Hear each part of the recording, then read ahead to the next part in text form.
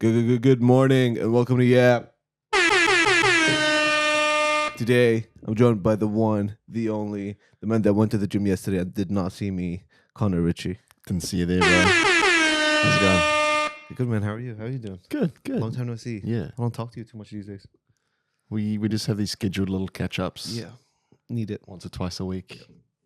While the cameras are running. Yeah, I think I'm getting sick, man, and I don't like it. I could hear that, but I didn't want to be the one to call it out. No, it's fine. Because it's never nice when you're like, oh, I sound like shit. I think I sound like shit. Then someone else is like, oh, are you okay? And you're like, yeah. No, I felt it last night just when I was going to sleep, and then this morning I woke up with like, I don't know. No, I thought it was just like, pew, pew, pew, pew.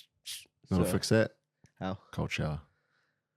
Yeah, I don't know about that, man. But yeah, man. Welcome to YAP. How's it going? How's your week been?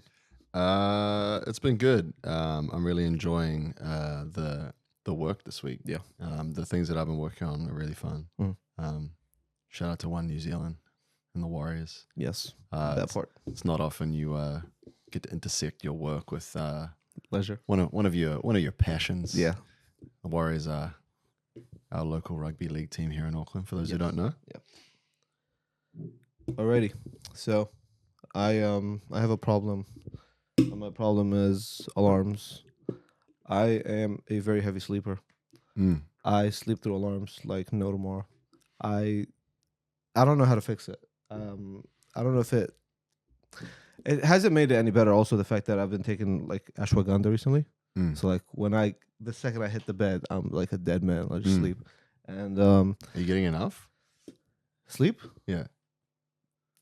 Who isn't these days? You know what I'm saying? Like, but like you're like, oh, I sleep through my alarm, but your body is trying to get the thing. But like, if you, I don't know if you'll sleep. Will you sleep? Do you reckon you'll sleep through your alarm if you're like hitting 7-8 hours? No, I've not. I don't think I've slept 8 hours this year. Yeah.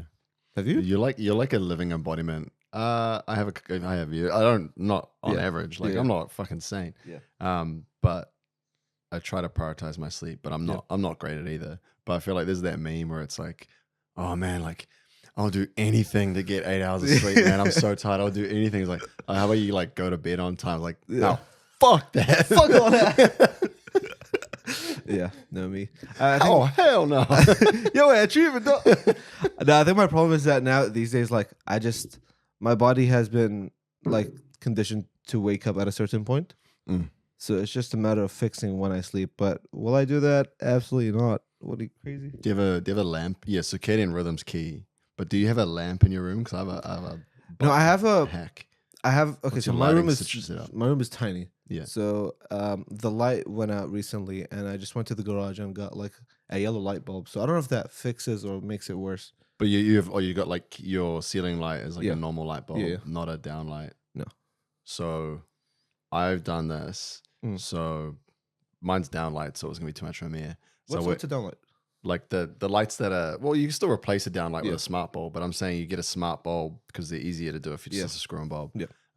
Put that in your room. Get I don't even know if you probably need like a little $20 Google Home or something, but you probably don't need to. Yeah. I think you can just do it with like the Xiaomi. I went to PB Tech with the Xiaomi cheap version of the Philips Hue. Right.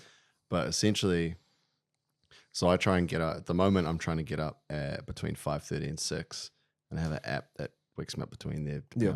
That's another story. But I have the lights turn on at 5:30. Yeah. And gradually get brighter. Yes. And then on the weekend, I don't have an alarm. I just have the lights turn on, and like you try and catch up a bit.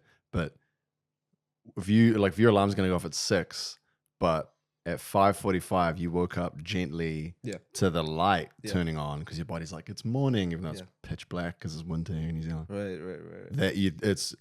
It's nice. Yeah. And there's probably like, have you listened to Tim Ferriss' podcast? Yeah. He always asks someone like, what's the $100 purchase that changed your life? Yeah. Or like change your life is a big exaggeration, had a big impact. Yeah. For me, that's it. A couple $39 light bulbs. Yeah. And it was $15 for a set of lamps from the warehouse. Shout out to Warefare. Because they had like white shades. Yeah. So I knew like whatever color it is, they'd go that color. Yeah. And they actually kind of nice. I might have to get onto it. Yeah, it's fun too. Like I don't know. I feel like with the tech. Yeah, because like sleep is just, I don't know. It's obviously like who am I to say it's obviously the most like one of the most important things a person could do if you want to take care of yourself, and it just Yeah. it boosts you up. Like even like if I'm sleeping like 9-10 hours, it's obviously a little bit too much, but I wake up like a fucking psycho. Like I'm on it the whole day. Da, da, Yeah, da. yeah, yeah. So You got to be able to switch off as well. yeah, Like there's things around sleep. If yeah, you want to freak yourself out about sleep, yeah, read the book Why We Sleep or listen to it. It's a good audiobook as well. I read that and I was like stressing. yeah, But it helps in the long term because then you're like, okay, I gotta like all the things that happen. yeah. Fair enough. All right, let's get into it. Your attention, please. The best newsletter on earth. Subscribe. No. Fact. How big brands are using gamified ads to promote their and to change the ad game. So basically, when I think of gamified ads, my brain goes to the ones where like if you're like on an app and then you get one of these like annoying pop-up ads that are like a game, Mm. and then it's like a demo of Candy Crush, but you can only like have 2 swipes, Yeah. and then the ad thing pops up. Yeah. Is that a gamified ad? I guess that's kind of a gamified ad, but it's Yeah. not really what they're talking about. Mm. So those will be like demos for mobile games. Yeah. But the key thing here and what they're trying to say is that and where the trend is going is brands are using gaming more and more as a tactic to drive better engagement from the audiences. Yeah. So people are I think the easiest example of this, the lowest rent example of this is you've probably seen this is like game at the loosest stretch of the word. Mm. Like Macca's in New Zealand. I don't know if they've done this everywhere else. They do like a social media post, and it's like those classic boomer meme page ones where it's like, oh, chippies plus cheeseburger plus nuggets equals 8. Yeah. But chippies plus cheeseburger equals 12. Yeah, yeah. And then you have to like fix the math equation. Yeah. So like, I don't know, maths is technically, I Yeah. guess that's gaming because you get them to do something. It'd be so silly. Those posts have like 30K comments. Yeah, they get heaps of comments. And all those things are like, it's a challenge. The reason why those work is you're challenging the audience. Yep. But the benefit is people are sitting there thinking about Macca's cheeseburgers, Yep. getting a little bit hungry Yeah. and keeping the brand top of mind. So I think that's like the lowest rent easy version. And funnily enough, Macca's is also probably one of the best examples of gamification because of the monopoly thing, which has earned them The Monopoly thing is Millions. fucking insane. millions. It's insane. The whole thing. I mean, it's the fact that it's still a thing is insane to me. The fact that it's been a thing, and there was a bunch of like, I remember back in the day, there was a bunch of scandals about like the workers there just like rigging it or like taking the stuff that would usually work rather than the stuff that doesn't work. I was hooked on it. Though, I'll be real. I was a It's past fun. victim. I was a past victim. I don't let myself do it too Yeah. much because it's too fun. Yeah, I'd be like tactical about it too. Like I had to get like a McFlurry or like a super Who large doesn't like drink. free food as well? Like, Yeah, and like in this economy. you had to, you had to get like I had to get the ones that had like 2 stickers instead of 1 because obviously like double my chances. I don't know. I could So there's people hustling on Marketplace trying to get the like. yeah. Let's trade and everything. Yeah. Um, I never got that far into it, but I'm No. like, I guess I'll upsize my fries to get a second sticker, get another chance card, yeah. see what we got. Might get fruit bag. There was a loop. I think I don't think it's still a thing anymore. But there was a loop that like you can get like one of the most common rewards you could get was like either any coffee or any tea. And if you, I don't know why for some reason the teacups were different from the coffee cups. I think maybe I'm bugging, but the teacups had an extra sticker, Yeah. and so you just had a loop where like one of them would be a reward and the other thing would be a free coffee or tea, and you just keep going, kept going. Infinite loop Yeah. glitch IRL. That's when I realized I can't. I'm like, I could be like a very serious victim to gambling. I feel like with that McDonald's stuff, that shit got me. That I was 16, 17. Because you're not old enough to go to the cash here yet. No, I Yeah. wasn't at the time, and yeah, I was. Dude, it was scary. Yeah. I had like a whole intervention with my family and stuff. It was bad. It was bad. Oh shit. Yeah, no, it was Good serious. to It was know. serious. I was really spending all my money on it. Yeah. But yeah, I think that it's one of the best examples because for one, it's been around the longest. It's been Mhm. one of the longest running ads, and it's definitely been one of the most successful.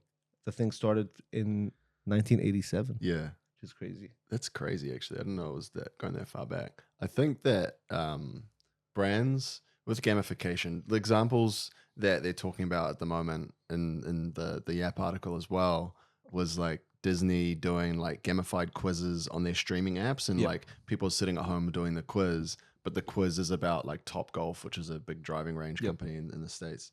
The quiz is like a brand submitting questions, which to me, I'm like, oh, come on. But like, Yeah. obviously it's working at a low rent level, and Disney's using their streaming service as a media provider to give another way for brands to have a bit of fun with their audience. Yeah.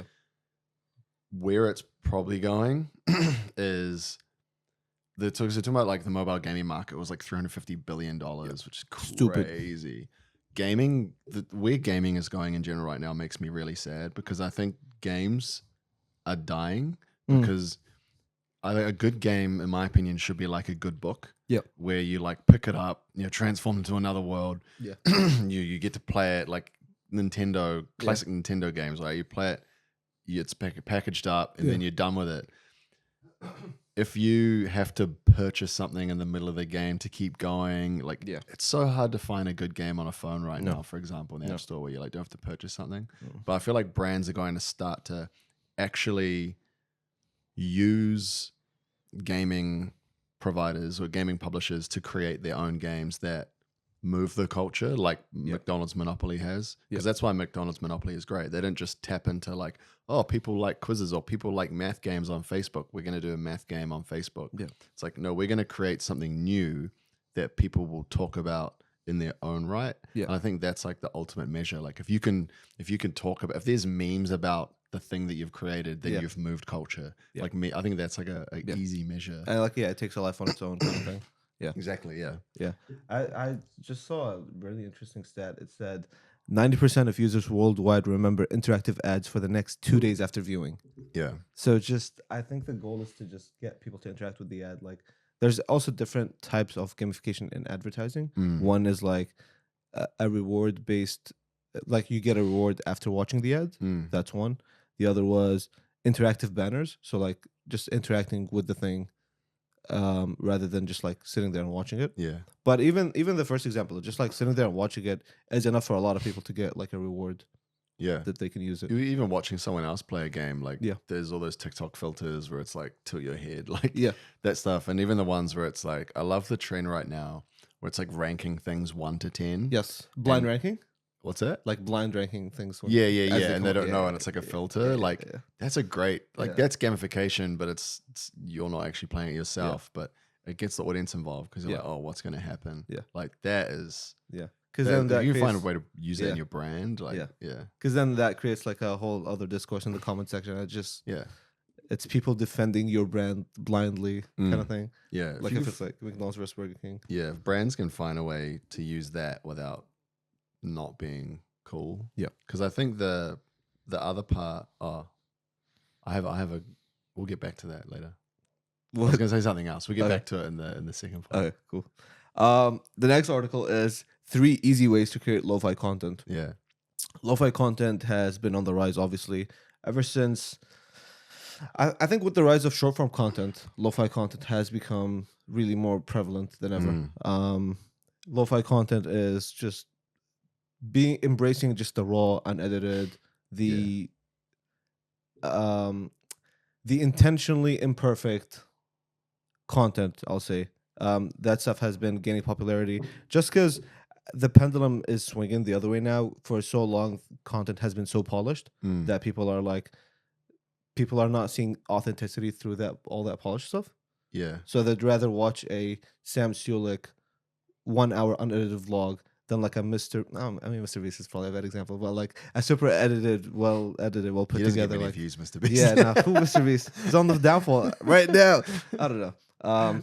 But no, it's a good example. Like Sam Sulik is just like his content. You know what? You just sit there and watch it, and it's like relaxing. There's a few other YouTubers that are like blown up in the last couple of years where their content is just like chill vibe. Yeah. But I think that's almost like a meta trend from how people are using YouTube now. Yeah.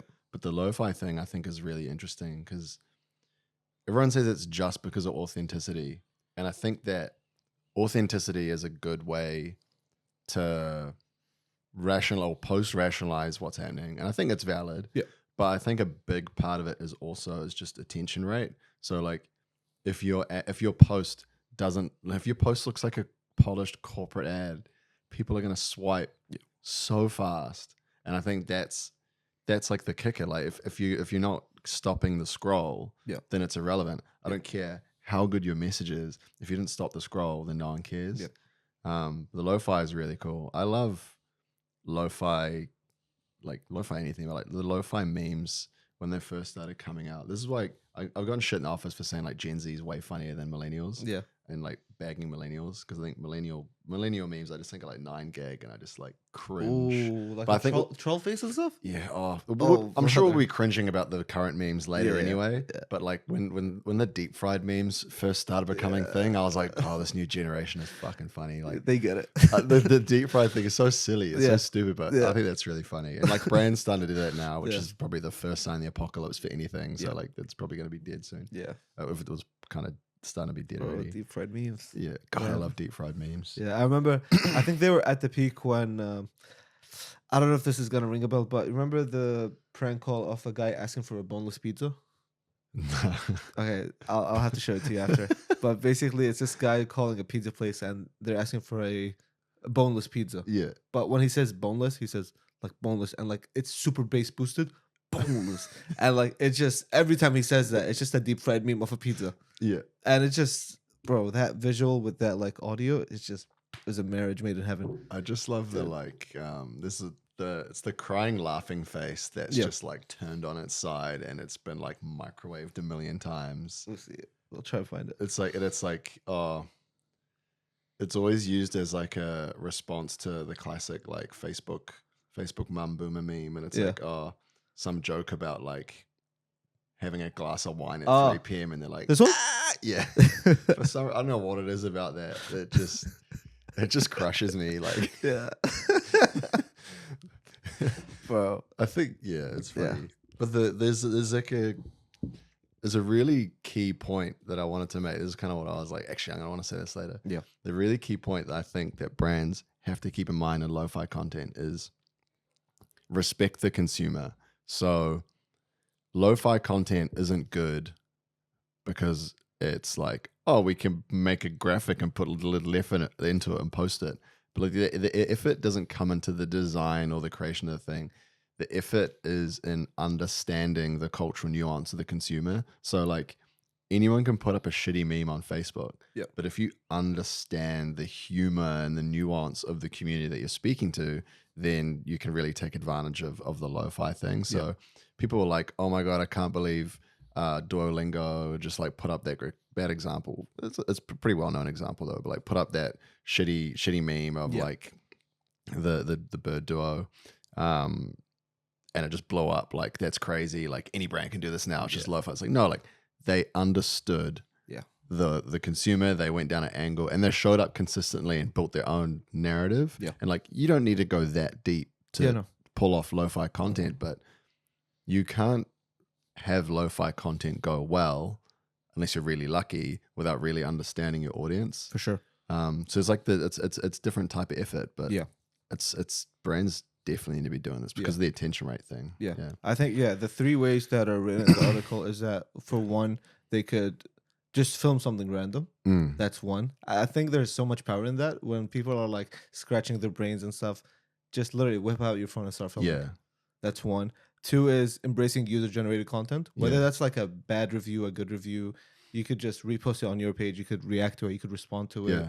Come up with a response to it, kind of thing. And then the other one is use casual photos. Like especially with now Instagram having carousels open up to more than 10 photos per post. It just calls for like photo dumps, pretty much. Like just dump. I love the Gary V thing, because founder marketing is so important, or like even like human marketing. When he's like, oh, I don't have time to make content. He's like, whip out your phone and record something. Yeah. Talk to the camera. Yeah. Post that. Like, That's probably the best example of lo-fi marketing. Did he 'cause- do it at like a meet and greet thing? Yeah, Like, yeah. There's that really famous example when he like Yeah, mentioned it in the book, his latest book and stuff, and like it's valid. Yeah. And it's easy to pull off. And the thing is like talking about something the audience cares about and understanding them. I also really like these lo-fi ads. Mhm. So lo-fi ads is a big thing for like e-com and DTC brands now. So like the easiest example of this is like you're putting your message on a graphic and using it as a Facebook paid ad, for example, Facebook, Instagram paid ad. It's like, why don't you just get a post-it note, write the message on there, slap it on the wall, take a photo, and use that as the ad? Yes. And like, this is almost overdone now. Yeah. But like brands realize like, holy shit, this is working. So people are like, why is it? Who puts up a photo of a post-it note? Yeah. It's pattern disruption as well. Yeah. And like, It's like 2% of the budget. Yeah. What the typical budget would be. Like, yeah, the funny one, like Less. the one that the one that comes to my mind is like when it's a company looking for a graphic designer and they just write it on Paint super shittily on like 3 different fonts. Yeah. Like it's just That's the attention rate thing, right? Like, what the hell is this? Like, stop, read, done. Yeah. And it takes like a fraction of the effort, fraction of the budget. Yeah. And it just does multiples of like the outcome or the result that you're looking for.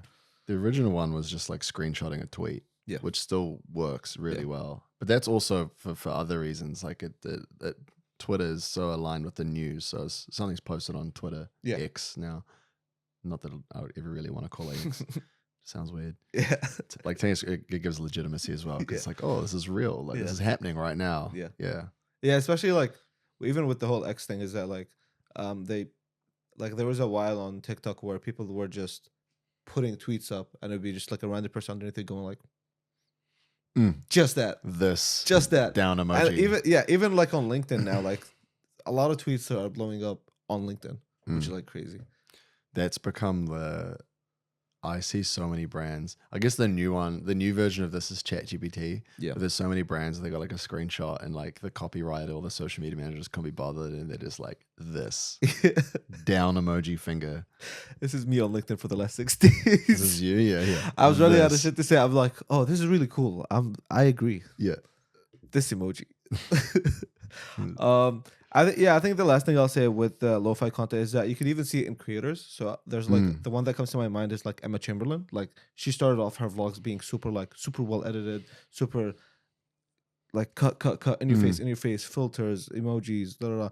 But now recently, you could argue that people are more invested into her as a person, but like now she's just a lot more chill. It's a lot more laid back. She's literally recording off like a shitty camcorder now, and it's just like manual zoom ins kind of thing rather than like pow, pow, pow, pow. That's cool. Yeah. Yeah. It's a good way to show your personality. That's the thing. Like when you do these fast cut or not fast cuts, when you do like polished cuts and things like that, like it starts to look more and more stale unless you're a really good editor. Yeah. Yeah. For sure. With that being said, we're out of time today. Guys, thank you so much for tuning into the YAP podcast. Your attention, please. The newsletter, subscribe now. Connor, any final words? Just this. What do you said? See you tomorrow. Bye. Later.